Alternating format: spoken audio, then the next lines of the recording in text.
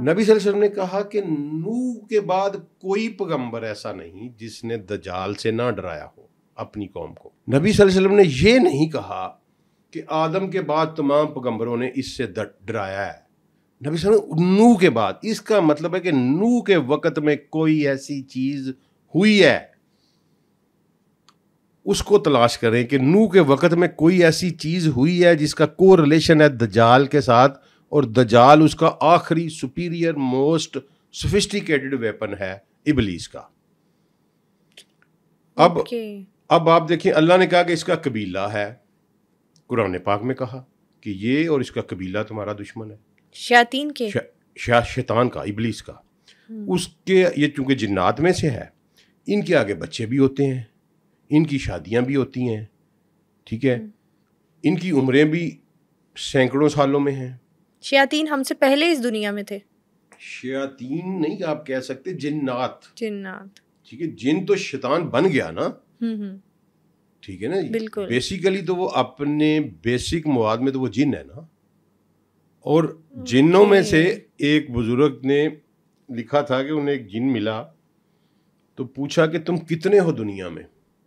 تو اس نے کہا اگر اللہ حکم دے دے اور ہم تم کو نظر آنے لگ پڑے نا تو تمہیں ہم ہر طرف ہم ہی نظر آئیں گے. 15 ماہ ہیومن جو ہے 9 ماہ کا حمل ہوتا ہے عورت کا، جس کو ہم جیسٹیشن پیریڈ کہتے ہیں. ایسے ہر جاندار کا مختلف ہے، کسی کا 2 ماہ، کسی کا 4 ماہ، 5 ماہ ہے. جنات کا 15 ماہ ہے، ہاتھی کا 2 سال ہے، جنات کا 15 ماہ ہے. ٹھیک ہے، 15 ماہ کا حمل ہوتا ہے اور ایک حمل میں 6 سے 7 بچے دیتی ہے ایک جو جنہ ہوتی ہے. تو ان کی پاپولیشن پھر کس ٹھیک ہے، حساب اور سے پھر ان کی عمریں بھی سینکڑوں سال میں ہیں. اور انہیں بہت کم ایسے ہیں جو مسلمان ہیں، جو انہوں نے نبی صلی اللہ علیہ وسلم پہ ایمان لے کے آئے اور ان کی آگے نسل چل رہی ہے. ٹھیک ہے، بہت کم ہے وہ. باقی سارے کے سارے جو ہیں وہ ہمارے پیچھے لگے ہوئے ہیں. اب ایک تو اس کا یہ فورس ہے. اس فورس نے جب یہ سارا کچھ کیا ہوگا، 4 کام کرنے ہیں اس نے، کہ میں نے ان پہ حملہ بھی کرنا ہے آگے پیچھے سے، دائیں بائیں سے، میں نے ان کے رستے میں بھی بیٹھنا ہے، میں نے ان کو صراط مستقیم سے اغوا بھی کرنا ہے، یہ اور پھر میں نے ان کو یہ حکم بھی دینا ہے کہ تیری اللہ کی تخلیق کو بدل دے. یہ 4 کاموں کے لیے وہ کوئی فورس بنائے گا نا، کوئی جماعت بنائے گا، کوئی قانون بنائے گا، کوئی ضابطے بنائے گا. ایسے تو نہیں بیٹھا ہوا. اللہ کو چیلنج کر کے آیا ہے، اللہ کو چیلنج کر کے آیا ہے کہ میں یہ جو جس کے لیے تو نے مجھے ذلیل کیا ہے اس کو میں نہیں چھوڑوں گا. اللہ نے کہا ٹھیک ہے تو دیکھ لے، میں تجھے مہلت دیتا ہوں، کر لے جو کرنا ہے. ٹھیک ہے، اب یہ کنسیپٹ کلیئر رکھیے گا کہ ابلیس کوئی اللہ کی متحارب قوت نہیں ہے. اللہ کے آگے وہ کچھ بھی نہیں ہے، اس کی کوئی حیثیت ہی نہیں ہے میرے اللہ کے سامنے. بے شک وہ اللہ کی تخلیق کردہ ایک قوت ہے، اللہ سے ہی مہلت لیے ہوئے. یعنی بات انسان سمجھے کو کہ اللہ کی تخلیق کردہ ہے، اللہ سے مہلت لیے ہوئے، اور اللہ کی خدائی اور اللہ کی ربوبیت کو وہ مانتا ہے. اس کی دشمنی اس نے ہمارے ساتھ ہے. اللہ کو تو وہ چیلنج اس نے کبھی نہیں کیا. یعنی وہ انسان کو ڈیگریڈ کرنا، انسان کا دشمن ہے وہ. ٹھیک ہے جی، اور اللہ نے اسے کہا عدو مبین. اب اس کی جو ارینجمنٹ ہے نا جی، وہ اس کو آپ کوئی نام دے لیں، لیکن اس نے وہ ارینجمنٹ آدم سے شروع کر دی. آدم سے شروع کرنے کے بعد اس نے اس کے بیٹے کو اغوا کیا، پھر وہ لے گیا اس کو، اس نے بستیاں بنائیں، زنا سب سے پہلے عام کروایا، اس طرح کی چیزیں کرتا کرتا کرتا کرتا ادریس علیہ الصلوۃ والسلام کا دور جب آیا نا، تو اس کے کوئی 10-12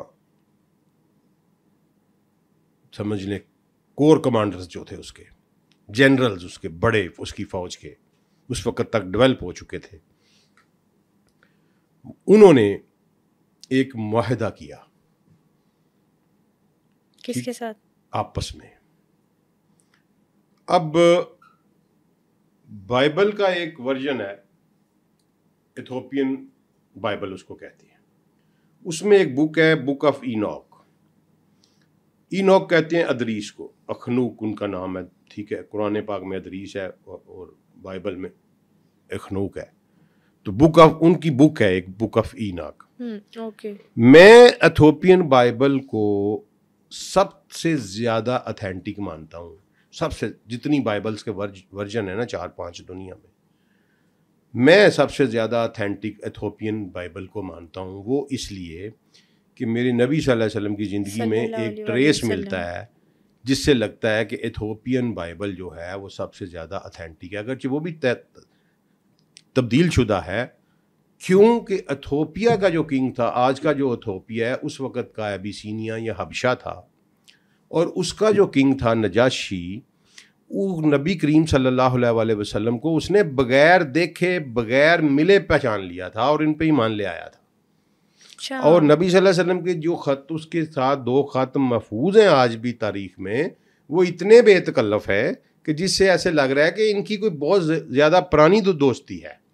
مثلا دیکھیں نا، ایک بندے کو آپ جانتے نہیں، تاریخ کہتی ہے کہ آپ کبھی گئے نہیں وہاں، اور آپ اس کو پہلا خط لکھ رہے ہیں اور لکھ رہے ہیں کہ میں اپنے چچا زاد بھائی کو تیرے پاس بھیج رہا ہوں، ان کو پناہ دینا اور ان کا خیال رکھنا. اور وہ پناہ بھی دیتا ہے، وہ خیال بھی رکھتا ہے. اور پھر وہ بندہ جب فوت ہوتا ہے تو نبی صلی اللہ علیہ وسلم کو مدینے میں بذریعہ وحی اطلاع دی جاتی ہے، اور نبی صلی اللہ علیہ وسلم اپنے صحابہ کو کہتے ہیں کہ تمہارا بھائی نجاشی جو حبشہ کا بادشاہ تھا وہ فوت ہو گیا، آؤ اس کی جنازہ پڑھیں. ایک ہی غائبانہ نماز جنازہ نبی صلی اللہ علیہ وسلم نے جس کی بیس پہ آج ہم غائبانہ نماز جنازہ پڑھتے ہیں وہ نجاشی کی ہے. اس کے علاوہ کوئی غائبانہ نماز جنازہ نبی صلی اللہ علیہ وسلم نے پڑھی، وہ صرف سیدنا نجاشی کی ہے. اور پھر نبی صلی اللہ علیہ وسلم فرماتے ہیں کہ حبشیوں کو کبھی برا نہ کہو، جنت کے 12 سرداروں میں سے 4 حبشی ہیں. پھر نبی صلی اللہ علیہ وسلم گنواتے ہیں کہ کون کون حبشی ہیں: لقمان حکیم، سیدنا نجاشی، سیدنا بلال حبشی. اس کا مطلب ہے کہ وہ ایتھوپیا میں وہ کرسچن تھا، وہ اس بائبل کو پڑھ رہا تھا، اور اس بائبل کو پڑھ کے اس نے نبی صلی اللہ علیہ وسلم کو بغیر ملے پہچان لیا کہ یہ پیغمبر کا وقت ہے، آ گیا ہے. ایتھوپین بائبل میں جو بک آف ایناک ہے وہ کہتی ہے کہ کسی ایک پلانٹ سے یہ کوئی مخلوق لے کے آیا، اس وقت پورٹل کھلا ہوا تھا، اور یہ ابلیس جو ہے وہ وہاں سے کوئی چند لوگ ایسے لے کے آیا جو اس کے کمانڈرز تھے، جس کو نیپتھیلینز بھی کہا گیا. ٹھیک ہے، انہوں نے آ کے انسانوں کی عورتوں کے ساتھ عشق مواشقہ کیا اور پھر سیکشول ریلیشن قائم کیے، اور اس میں سے ایک عجیب و غریب قسم کی نسل پیدا ہوئی جن کے منہ جو تھے وہ جانور جیسے تھے اور جن کا پورا جسم جو تھا وہ انسانوں جیسا تھا.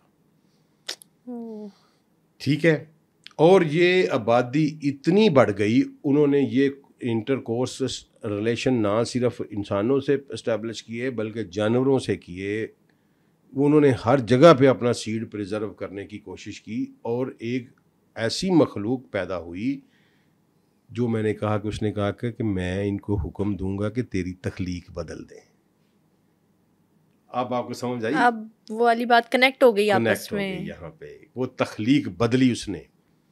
ٹھیک ہے، تخلیق بدلی، اور اسی کسی بدلی ہوئی تخلیق میں کہیں کوئی دجال پیدا ہوا. مجھے یا میری ڈیریویشن ہے، میں اس پہ 100% نہیں ہوں، کیونکہ اسی نوح کے وقت سے ڈرایا نبی سے، آدم سے نہیں کہا.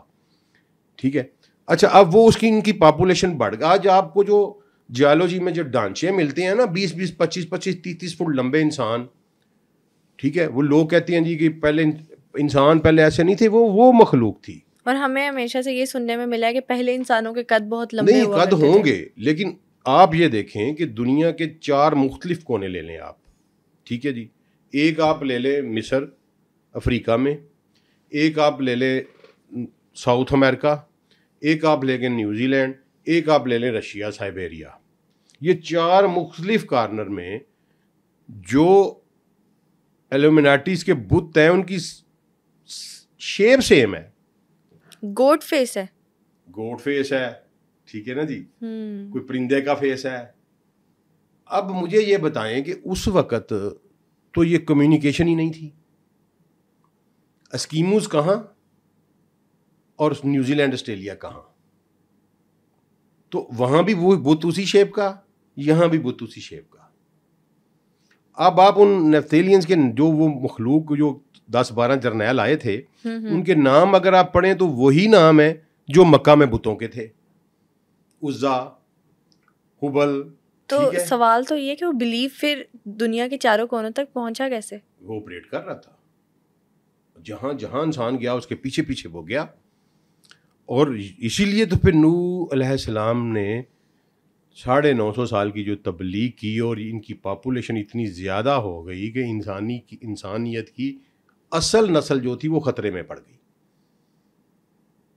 And they were jubilant. مثلا یہاں تک لکھا جاتا ہے, میں اس میں تھوڑا سا شوگر کوٹڈ الفاظ میں, کہ انسانی خواتین ان کی دلدادہ ہو گئی. they were so powerful in sex. Oh my God.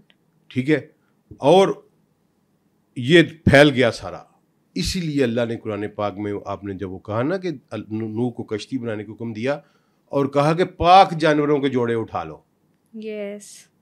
وہ جانور, وہ انسان جنہوں نے ابھی تک ان سے ملاپ نہیں کیا تھا, ان کو اٹھاؤ, اور باقی سارے کی ساری دنیا اللہ نے بہا دی, فنش کر دی, پانی پھیر دیا. اس کے علاوہ کوئی چانس اور تھا ہی نہیں.